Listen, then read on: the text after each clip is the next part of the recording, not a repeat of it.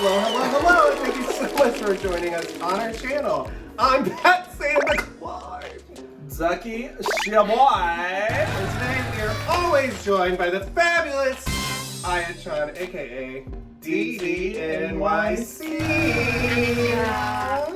DDNYC, what are we doing today? So I have so many questions about what is drag. Oh, that's a wonderful question. Some of people, especially people from Japan. Mm-hmm. But drag for me is a way to combine business with creativity, keeping it queer, right? I've always been a natural entertainer, working in restaurants and hospitality industry and stuff. You also used to be a violinist. Yeah, I used violin for 12 years. Oh, for real? Yeah. Drag is a way to get out there and make it a business, but also just express myself and be able to do different things than my daily self. In one pretty package, right? For me, drag is also artistic, it's creative. It allows me to get crazy and cuckoo and show off different passions of mine as well. Like Ducky is also thinking about combining cooking with drag and doing things like that. I love performing. I love doing my weird mixes. I like wiggling in front of people because I can't dance. But it's also for us, it's still very political. We like to use our personas as drag queens. We are technically drag queens. We like to use that to lift the voices of other people, to raise awareness, to raise funds for different organizations. It's really hard to describe because it's so much in one. But it's also a way to lift up other artists' voices like Aya, who designed these beautiful garments, Michael, who always does our hair and makeup. It's also a way to give them a voice as well. Especially for straight guys, they always ask me, you guys want to be a woman? No, right? Personally, we don't. Yeah. There's so many layers there because with us personally, no, I don't want to be a woman. I like being a boy, every once in a while putting on a wig and being someone else or being a superhero almost.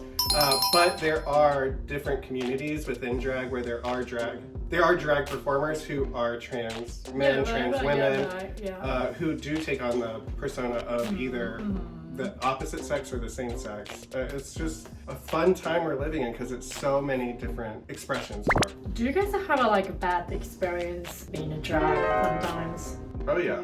People will scream at us some bad things. Ducky was followed home one night. Yeah, that was probably the scariest. And I was walking home. A car revved its engine behind me and I was like, they're gonna get me, they're gonna kidnap me. I feel it, so I started putting my keys in between my hand. And then they were screaming from the car, how much? They were asking me how much? That's crazy. But if someone jumps at me in drag, I'm jumping back. That's just how that is, yeah. You think anyone can be a drag queen? Yeah, because drag is an expression. It's anyone can be an artist, anyone can be a photographer, anyone can do drag. As long as your intentions are there, set forth, and to be a part of the community, not being nasty or yeah, rude. I think that's the biggest part is but when we take the wigs off and everything, we still have a reality that is much different from other people, from straight people. If someone else is doing drag that's not directly in the community, then I feel that's the big thing. They have to approach it it's still meaningful. Do you guys have a model for doing drag at the beginning? I always played with Barbies and stuff as a child, and I got caught dancing around my living room in a dress once. So I've always been interested in gender bending and doing fun things like that. But for me and Ducky, it kind of became a thing after we moved to New York, where we started meeting more gay people, going to queer events, and then in the queer community, if you don't show up in a costume or a look, then you're not going to get taken seriously. So we started throwing ragers at our apartment and dressing up in our version of drag, which was more androgynous than anything. Yeah. And then we started taking these parties to bars because we hated cleaning up after them. But New York drag did not inspire me as a person wanting to do drag.